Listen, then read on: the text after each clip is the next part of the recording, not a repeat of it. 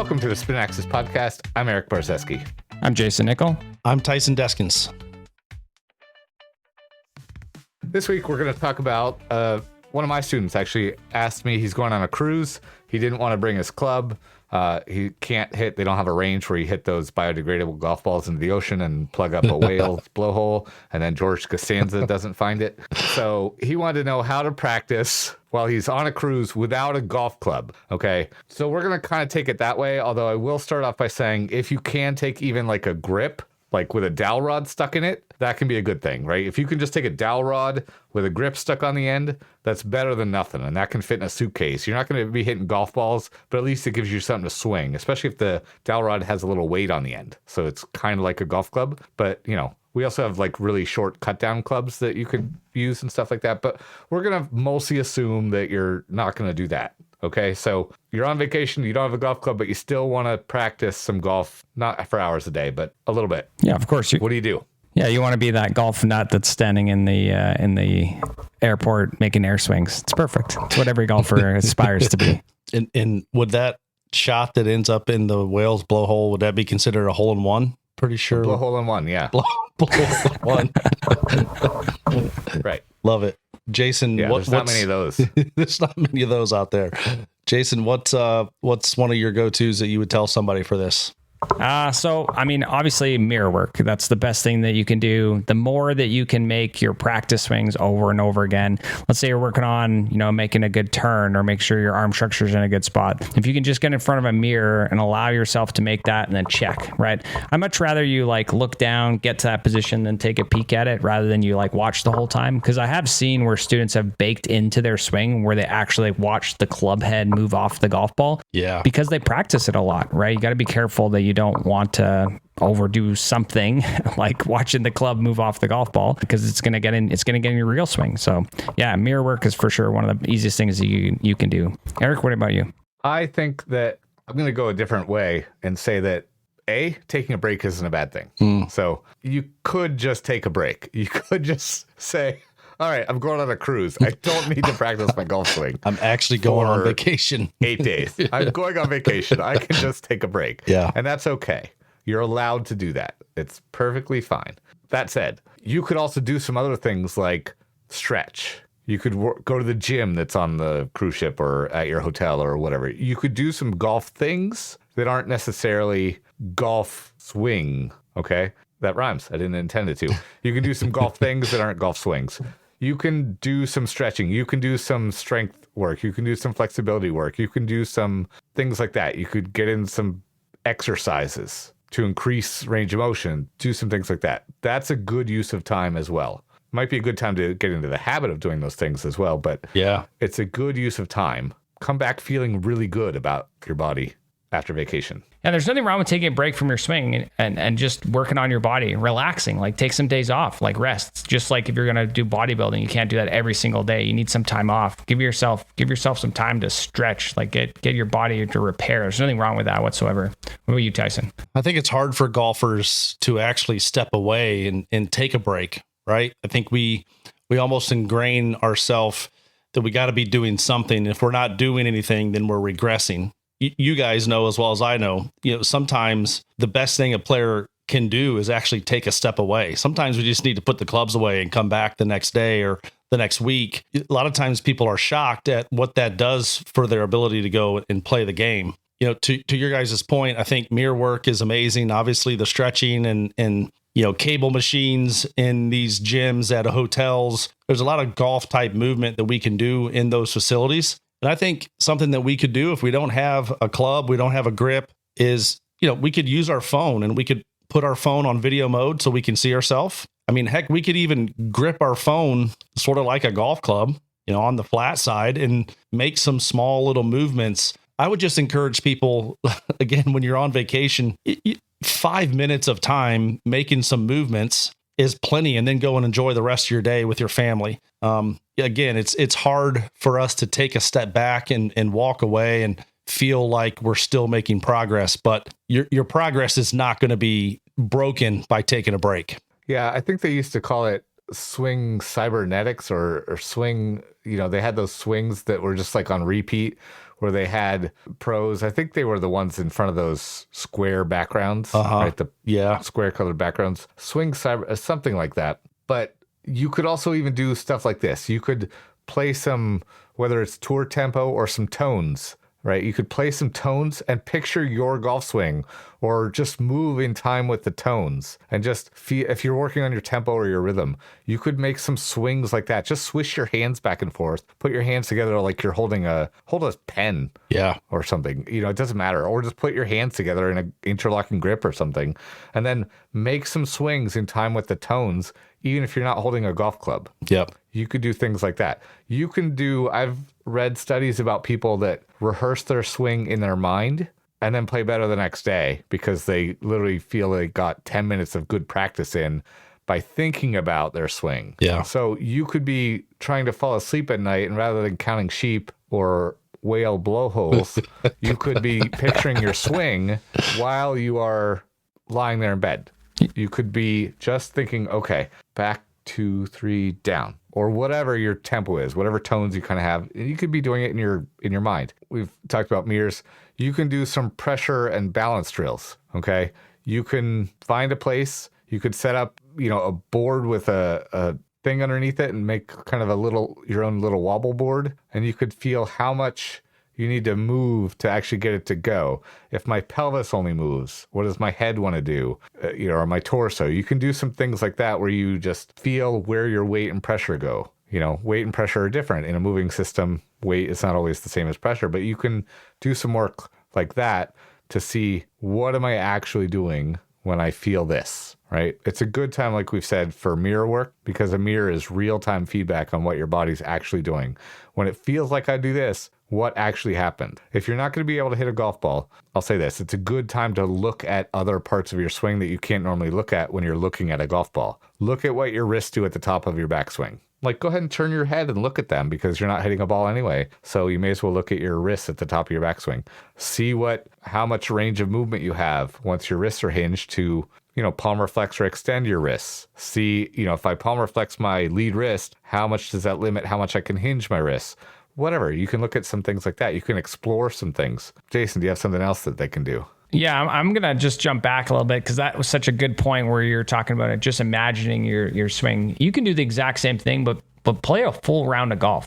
There's a story, I don't know if it's true or not, but when I was in the military, there was a story of this guy that got captured in Vietnam, and how he made it through his encampment was basically he imagined himself playing his home course over and over and over again. And the story goes that when he got back, got better, went out and golfed and shot, his best round of his life, even though he hadn't golfed in, all that time when he was in the military and over in Vietnam. But he basically just recreated that, those thoughts in his brain. There's nothing wrong with doing that. Like just imagine like how you're going to play, your course or a course that you're going to go play. Just imagine in your mind, and you'd be amazed at how much easier as it feels as you go to play, because your brain doesn't know what's real or not. When you think about it, your brain's like, oh, we're really there. We're hitting those shots. We're driving it, straight on the first hole. We're hitting on to the middle of the green. We're making that putt. Just go through that over and over and over again. And it's a great thing to do. Now, obviously, if you're on the beach somewhere, I'd much rather you be looking at the ocean than closing your eyes doing that. But, if that's what you want to do on your free time, absolutely. Yeah, we're living in the Matrix anyway, so why not? That's right. I have a real quick story that twice I saw this guy out, one time without clubs, one time with clubs, and he would go around the golf course that I played at and make swings, again, one time without clubs at all, and one time with clubs, but there was no golf ball. And he would make a swing with like a 7-iron and then like be mad and then like walk off to the right bunker, and because apparently he had a bad shot and it went in the right bunker. Yeah. And you could ask him what he shot and he would be like 85 and you'd be like, you didn't hit a ball. But he would go around, literally physically go around the golf course and play the round of golf without hitting a ball. So that's a different level, but yeah, it's a good way to not lose any balls. Right. Yeah. He didn't lose any. So you can't do that on the cruise ship, but yeah. Yeah. It's a good time too, you can improve your golf game. Take all your stats. Mm-hmm. If you have 20 minutes at night, take all your stats and go through them and look at each area of your game and see if you can notice some patterns. You could be like, oh, I'm losing 2.3 shots per round on my approach play, but why? What ranges of clubs? What distances? Are you missing short right all the time? Are you missing long left all the time? Is it all over the place? Do you just lack any pattern at all? You can look at your stats. That's a good time to dig into your stat and say, okay, because then you can formulate a plan while you're on vacation for when you get back to land or back from vacation and say, okay, I found out that I'm costing myself a lot of shots because I'm consistently half a club short and right all the time. So if nothing else, I'm going to take an extra club or figure out why I keep whiffing it off the toe and coming up in the right front bunker or something. Or you find out that your putting from inside 10 feet is good, but you can't use 3-putt too often because from outside of 25 feet, you're not leaving yourself tap-ins very often or whatever you find. You could just, it's improving your golf game, but it's not physical. You could do it at, 11 o'clock at night without disturbing anyone, assuming the computer light isn't too bright or whatever. And that can be a good way to work on your golf game or get better at golf without having access to be able to swing a club. Building a great at-home practice setup has never been easier. Advances in launch monitors, cameras, training software, projectors, screens, mats, and more make getting some quality practice in more practical than ever. Tyson, Jayson, and I recommend you work with the experts at Carl's Place to create your own dream home simulator or practice station, as we've done in building out our academies and studios. Carl's Place experts will take photos and measurements of your space and optimize everything to create an affordable and awesome place for you to practice and play without ever leaving your home. As thanks for listening to the Spin Axis, you can save 5% store-wide with the coupon code SPINAXIS. You've got to write it down because it's not going to be published on the web at carlofet.com. That's carlofet.com. Yeah, absolutely. The amount of golfers that come for lessons and I'm like, where are you lacking? Like, why are you squaring what you'd like to? And they're like, well, I don't know. Like, okay, well, that's your first problem is you need to know like what you need to work on. Because everyone always just says the same stuff. It's like, oh, I want to be more consistent. I'm like, well, what are you consistently bad at right now? And they're like, oh, I don't know. I'm like, okay, well, next time you play, just make some notes. You don't have to go every shot, but any shot that is, let's say, worse than 60, 75% of whatever you want it to be, then like make a little note. Why did that happen? Like, yeah, did you strike it on the toe? Did you, was the face too closed? And let's be clear, golfers are very, very bad. Maybe not our audience because we have more serious golfers, but golfers in general are really bad at understanding where they gain and lose strokes. Big time. They will say, oh, my irons are fine, but, I'm horrible with the driver. And maybe they are bad with the driver, but they're also really bad with their irons. Yeah. But because they get it airborne and forward, they think they're fine with it. Yep. But they hit 2 greens around. Yep. Just because they're not hitting it out of bounds with their irons, they think they're fine with their irons. Yep. And they're not. They misjudge distances or whatever the reason. Until you actually look at statistics and compare yourself either against your current level to see if you're fairly well rounded, right? Maybe you're a great putter, but you're losing strokes off the tee and approach, and they balance out and you're a 15 handicap because of that, or a 5 because of that. Compare yourself to your current level and compare yourself to the next level. Yeah. Okay. And they shouldn't be even. They shouldn't all be even, but we gain and lose more strokes in approach game and driving in general. So if you're losing 1, 1, 1, 1 to the next level up, or 2, 2, 2, 2, your short game and putting are actually worse off than they should be, because you should be losing less in those categories. Look at your stats. A lot of people are not good at their stats, or they track stats, but they never actually look at them. Yeah. Beyond the surface level stuff. Or they look at one round. You can't look at one round. One round is, your putting especially is going to be highly variable in one round. You can be the same exact putter, and some days they go in, some days they don't. It's just luck at that point. Putting is highly variable. I've told this before when Patrick Cantlay gained, I think, 14 shots putting in that one tournament that he got into the playoff and beat Bryson in, I think. He actually lost strokes in the 3rd round putting. It's incredible.